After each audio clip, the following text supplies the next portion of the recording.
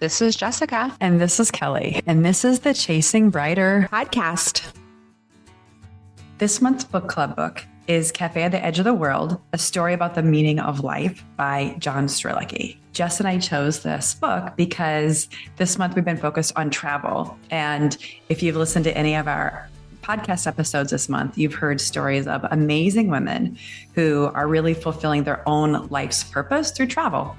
And so we thought this book was a great complement to that. The book tells us about a man, John, the author, who embarks on a journey of self-discovery. He's driving on a road and he finds himself in the middle of nowhere. And all of a sudden, this cafe pops up on the road and he is coincidentally hungry and ready to refuel. While he's in the cafe, on the menu, there are 3 questions that every diner embarks on and thinks about. And those 3 questions are, why are you here? Do you fear death? And are you fulfilled? And so the story takes John through his own personal kind of journey in this cafe during lunch or dinner. What do you think it was, lunch or dinner? He ordered the 27-course breakfast. Yes. It's a really long for breakfast, I guess. Yeah. And he ponders these for himself. He comes across this at a point even in his own life where he's starting to question his own purpose. So, Jess, what did you think about this book? I have been talking to people about the book, and I think that it will take me probably 6 months to process everything, because I felt, even though it was like really simple and kind of naive or cheesy, some of the stuff, to really kind of think about those questions deeply for myself, it's going to take me a while, I guess, if that makes sense, or maybe to implement what he's talking about. What do you think? Yeah, I think that this book is intended to be thought-provoking. And that's what I liked about it. It's a really quick read. If you do the audiobook, it's how many? Like 2 hours. 2 hours. So it reminded me a lot of The Alchemist in terms of the thought-provoking, but I felt because it was more of a modern take. I read The Alchemist like 17 years ago. I don't remember it at all. I also maybe read it at a time where it didn't resonate. Correct. Whereas I think now, as one gets older, and especially when you reach middle age, I think you kind of like your life starts to fall into place in a way that you have time to kind of think about these things, which is also why we started Chasing Brighter. Yeah. Well, and like I talk about all the time that I'm a recovering know-it-all, right? And so I think if I would have read The Alchemist a long time ago, it wouldn't have hit home because I wasn't open to change, or I thought the way I was living was the right way or something. And so now that we are on I guess a consistent search or quest for knowledge and open to hearing other ways of life or strategies for happiness, I think now is a perfect opportunity to read a book like this. I agree. I use Goodreads a lot for my book reviews and picking books. And I'm glad I didn't do that before we picked this up, because the reviews are not good on this. I couldn't believe how many reviews were 1 stars and just annihilating the story. Yeah. And I don't think they get it. I felt compelled to write my own review to protect the author. A lot of people said it was a terrible read and it was a stupid book. One of the reviews said that this book is a trust fund baby telling you to just quit your job and go backpacking in Europe. So what do you think about that? What do you think about somebody having that perspective on this? Well, if we get into the book a little bit, kind of like my summary of the book is that he was in the rat race, not really happy, and is confronted with these questions where what they're kind of talking about is if you, I think, minimize your spending and try to live a little bit more minimalistic life, then you don't have you don't have to have this. It's like we see something, we want something, we get a job to buy the thing, and then we get more debt and we buy more things and we have to keep working. And then we're like, oh, when I retire, I'll finally enjoy my life. And so they're talking about it. But if you love what you do now, and if you were able to find happiness in what you do right now, you don't need to retire, right? You don't have to wait until enjoying life. Like you can enjoy life now. And so if there was someone who is living in poverty, living paycheck to paycheck, it's like, what are their options for enjoying life? Like I could see someone saying like, it's kind of like a privileged look at life. Like, oh, find something you enjoy, as if a person has a luxury to just sit and decide, oh, what is my purpose that I can do that really enjoys? I could see that feedback of it. Yeah, I think you're right. I definitely think it resonates with a working professional who is working long hours and maybe has more job choices because of this. Like, I don't, yeah. It also talked about like people who, you work and then you buy yourself something to reward you for working all the time. And it's like these short-term, gratifications versus the bigger picture. Like things will, if I buy that, that will make me happy. Buying things will make me happy. Yeah. On HGTV on House Hunters, it's like one of my guilty pleasures, I guess. I don't know if it's guilty, but there was a woman who was an attorney out on the East Coast who like quit her job as an attorney and decided she was going to buy a bed and breakfast in Costa Rica and just like build a new life. She was just like, I work all the time and I want to spend time to enjoy life. And I feel like that is this book. The book is about like, if you're working all the time and not giving yourself time to enjoy, if you're working and not loving what you do, if you're working just because you want to make a bunch of money and retire someday, you've got it all wrong. And I think just to go back to that criticism, if you have nothing and you're just working to get food and pay for shelter, I think that's where like I could see a criticism of that. You know what I'm saying? Because it's not like, oh, there's this, it's kind of like making the assumption that you're kind of blowing your money on frivolous things. Yes. And you're unhappy. And so I could see where that criticism could come from. I could see that. But, I also feel like not every book is the everything. Like, I'm not a person that's going to read one sentence in a book and then throw it down and say, I hate it. I'm going to take from it what works for me, and what doesn't work for me, I'm just going to kind of set it aside. And so I think there are pearls of wisdom for every person. I think finding your life's purpose is almost like critical for health and happiness and your well-being. And that I don't think your life purpose has to be your job. Do you also think that finding life's purpose is a really big question in a lot of ways? And I guess that's why it is asked in this book. If I think about it for myself, I almost wonder if my purpose evolves throughout my life. And when you reach sort of this middle age where maybe there's a lot of, at this point in time, there's a lot of things that you wanted to accomplish in your life that you have, where when you're younger, maybe you still have a lot of things that you do have a little control over in some way, I guess, you know what I mean? Like starting a family or having kids or not starting a family or focusing on your career and getting to a certain point. I feel like there's a lot of things that you want to do. And then you get to this point where maybe you realize that you've accomplished a lot of your goals, but then it's like the what's next. Well, I think about it even maybe more existential. Like, I know I've said it before, but I really love the term, we are spiritual beings having a human experience. And so for me, it's tapping into like your spiritual purpose for existence, or like, so, right. They call it your purpose for existing, your PFE. Yeah. So is there like a deeper, like karmic level of your existence here? And I think like I have multiple purposes for existing. Like I think being a mom and like raising kind human, like I feel lucky that each of my children were planned and intentional. And I try to be an intentional parent. And so it's like, I want to raise good, loving humans. I want to raise kind, compassionate beings. And I feel like that's my purpose. But then also, I am one of those people that, like, I'm lucky that I do love my job, and my job is helping people to heal and helping heal people. And I think I'm good at it. And I think I help people. And so I do find deep meaning in that work.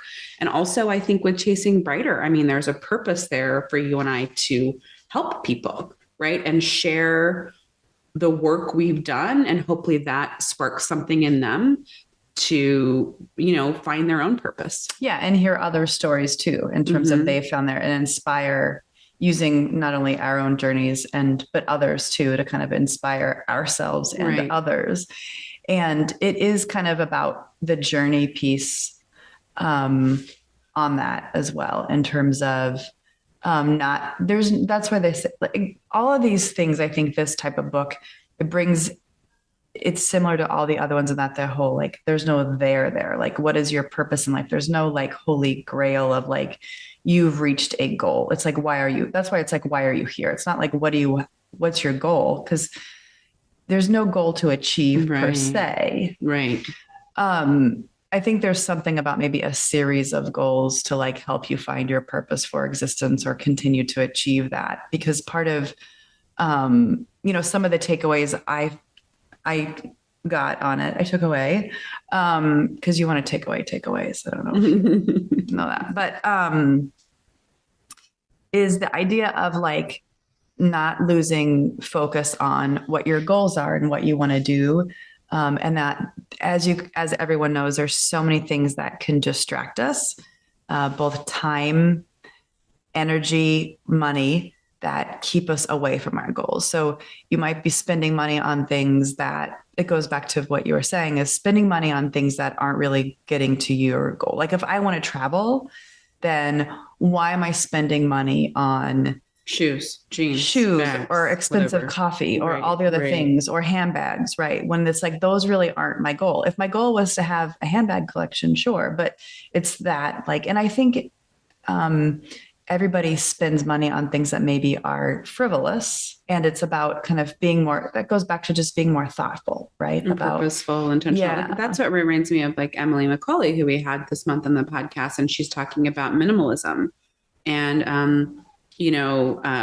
kind of reducing her carbon footprint. And I think, I've shared about wanting to look at how I can be more minimalist this year. I think it looks different for everyone, but I think it's really about, like, if you look at your home, it's like having things that bring joy or are purposeful, right? And so if you have a box of crap from 1987, it's probably not, bringing joy to you, and I think it's like, how can you start untangling like what you're doing? And I think we all get on that, where it's like, at least the people in my life, where we're just like ordering stuff from Amazon, or, just buying stuff and like, oh, look, isn't this cute? It's on sale. And like, it's like, what does that have to do with anything? Like if you and I are talking right now about our purpose, like you're saying, our purpose is not about collecting clothing and looking cute, right? Our purposes run deeper than that. Yeah. And that kind of aligns with Jay Shetty's book, Think Like a Monk, where he talks about like, does your spending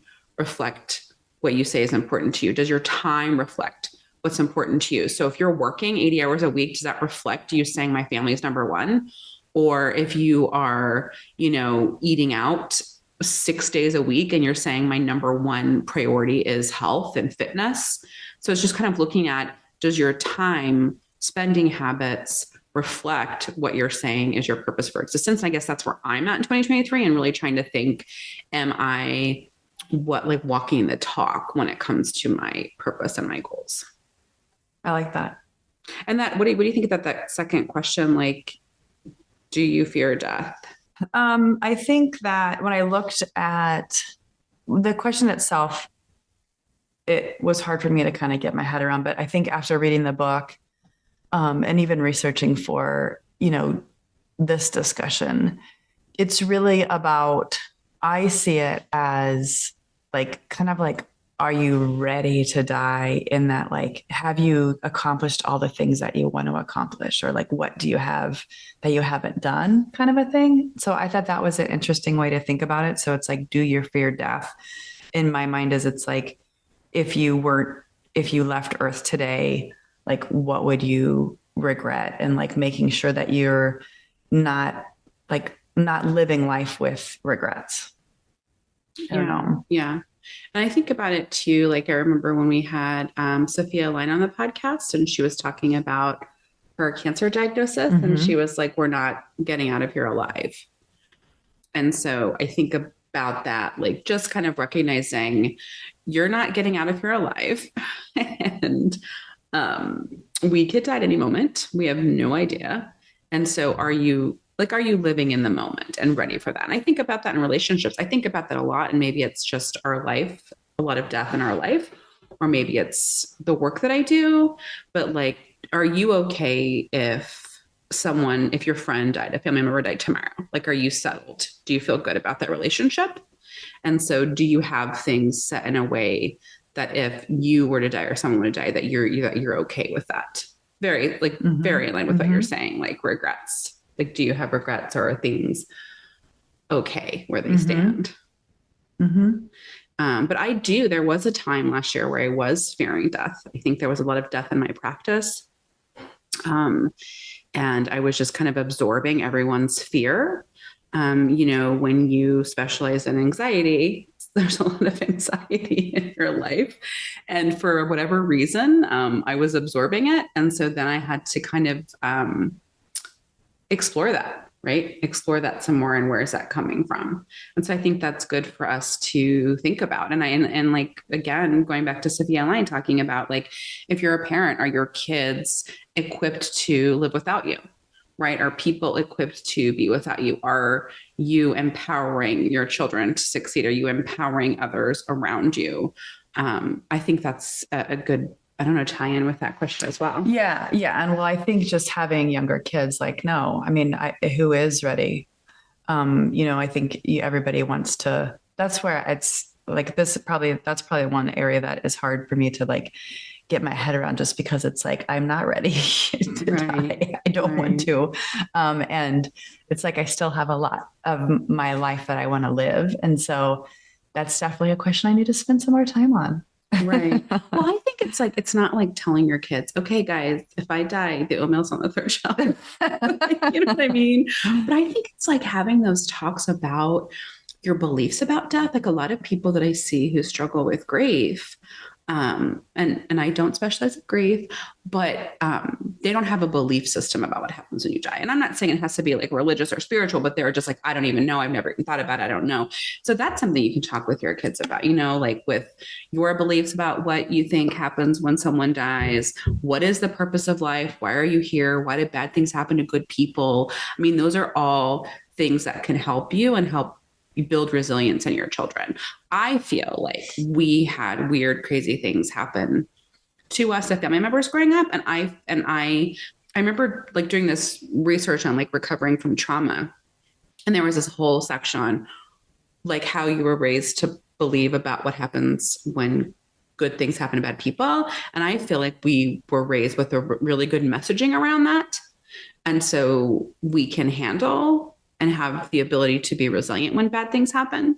I don't know if you've had that same, if that came to you growing up about like, when bad things happen to good people. Like, people like, it was just when something happens that's so senseless, I felt like we were given the tools to be able to hash that out and be okay with it. Yeah, I agree. But it was something where it happened enough that I guess you learned to navigate. I didn't think about it that way, because I always thought about it as like, when those things happen in those situations, I was able to kind of take away in some ways for myself as like ways to prevent that from happening to me. Does that make sense? Almost like finding some meanings on some stuff that it's like, I think each of those times it's like you take away something that you want to make sure that you don't follow in that same path, whatever. So you looked at like where you could control it so it wouldn't happen to you. Where I could control it. Yeah. Yeah. Right. Some of those you can't control. Yeah.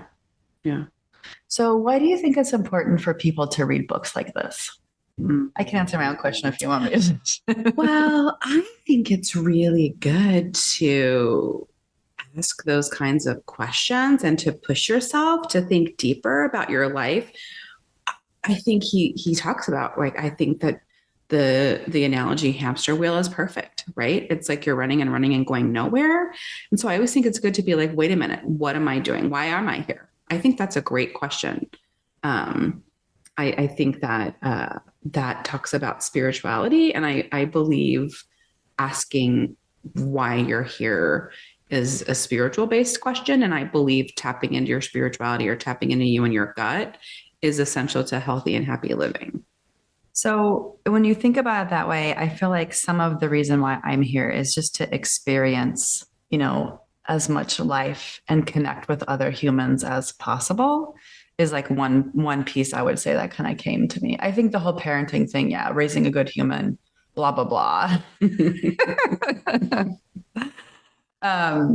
But I do think that I think it's an interesting question and there's no right answer to it, which is kind of fun. But I agree. I think a lot of these books, it's good to maybe be introspective, right? And think about and being thoughtful about yourself and ways that you can. One of the other things I thought that's interesting about the book is it really does. It's a very straightforward, simple narrative in like gaining perspective on things. Right. And I really do think that sometimes half of what many struggles that I have is like having a perspective. If a person frustrates me, even like with work or something, kind of understanding where they're coming from, right? And that's the whole thing I think in life in general is having that perspective on like why you're doing certain things and having that perspective can help you find maybe joy in something that you didn't know you would find enjoyable. So yeah, I think about that, I love me some four agreements and you're talking about like not taking it personally. And I think when I find myself taking things personally, I talk about it to myself about being lost in humanity, right? That you're kind of lost in and to me, lost in humanity means like lost in the physical world, lost in material things, like losing like touch with the bigger purpose and the bigger picture. What do you think about the question, are you fulfilled? Are you fulfilled? I don't know. I think it's different than are you happy? Yeah. That's different. Yeah. Well, I loved in the book, and this is where I have to spend some more time for myself, which is, I think that it's hard to constantly be asking yourself, like, am I getting fulfillment out of what I'm doing this very minute? So I think that is interesting that because when I think about like distractions take away time and energy from what you want to do and what you find fulfilling is interesting in the world of like streaming content like Netflix or whatever, where you're watching all these, where I'm binge watching a lot of shows or whatever, not all the time, but you know what I mean? I feel like everyone's got, I'm trying to normalize myself.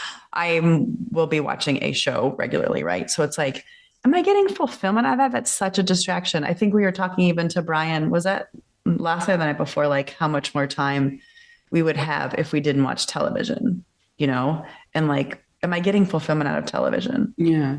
Well, I want to look at like, what is fulfillment? So I want to look up the word fulfillment. Okay. The achievement of something desired, promised, or predicted. Like, for example, winning the championship was the fulfillment of a childhood dream. The meeting of a requirement or a condition. It's almost like meeting goals, which is interesting.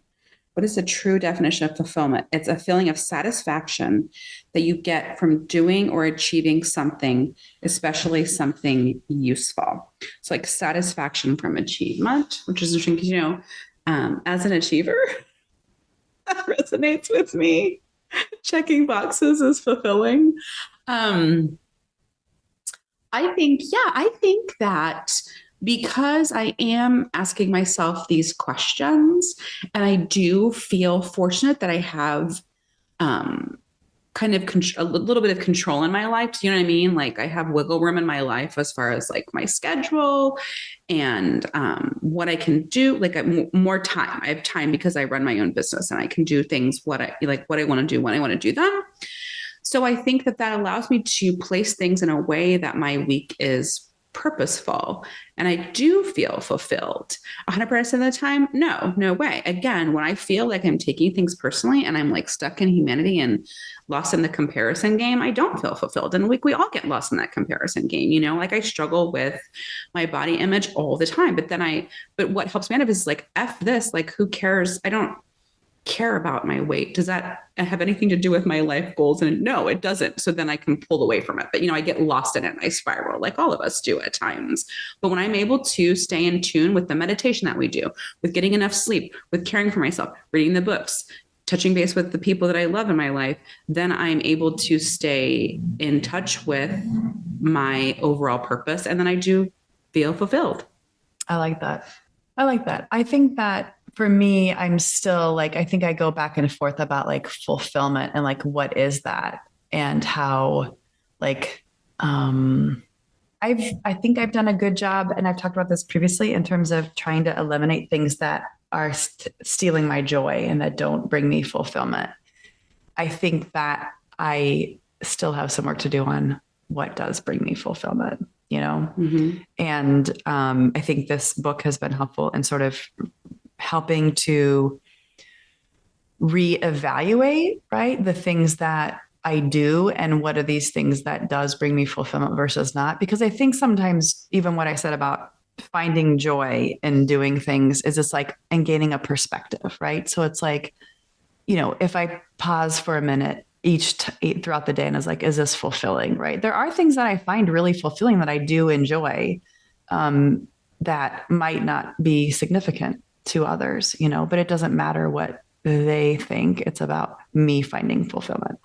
We don't have a dishwasher right now, and I find some enjoyment out of washing dishes. It's very soothing, by the way. I took that away from you last night. Yeah, you did. If I would have known. That was some joy for you. Mm-hmm. I think so my favorite story from the book, kind of my last thing in the book, my favorite story was The Fisherman. So let me know if I butcher the story.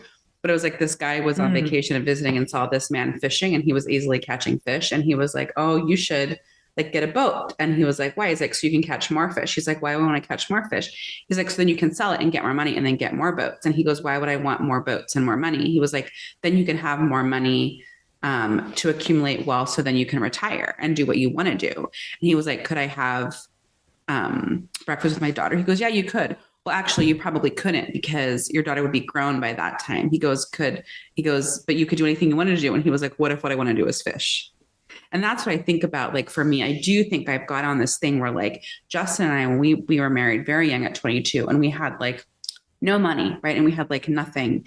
And then all of a sudden you just get a house and crap and cars and kids. And then you're just like spending all this money. And it's like, that is where I tap back into that minimalist, where it's like, how can I reduce all of this crap and all of this spending and just like really simplify things? So you're not telling yourself a story of, oh, when the kids go to the house, I'm going to do this. Oh, or when I retire, I'm going to do this, but that you're trying to do it right now. And that's kind of my takeaway. How can I make my life in a way that I can do, what I want to do right now, and not get in that thing of like, oh, in 5 years, I'm going to do that. In 10 years, I'm going to do that. But like, do it right now. That's my big takeaway, is that like fisherman story. I like that. And I think for me, the big takeaway is like, I just feel like my life is full of noise. You know what I mean? There's a lot of stuff, a lot of messages, whether it's stuff I put on myself or stuff others put on me about things I need to be doing, and like how to eliminate that to find a more fulfilling, day in life, I guess. Yeah. Yeah. So I think that this book, and because it's so short, do you have the page numbers of it? Because this book is so short, we both did the audio form of the book.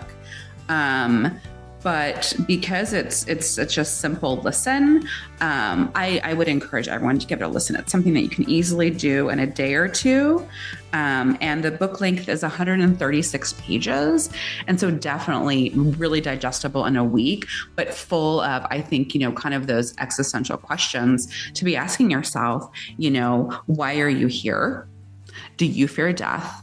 And are you fulfilled? So I definitely recommend this as a listen. Yeah, I agree. I liked it. It's definitely one of the ones I like. I also like the ones that are shorter and that really kind of get to the point, which I thought this one did. So yeah, I agree. Enjoy. Thanks for listening and joining us today. And don't forget to follow us on social media at Chasing Brighter or on our blog, chasingbrighter.com.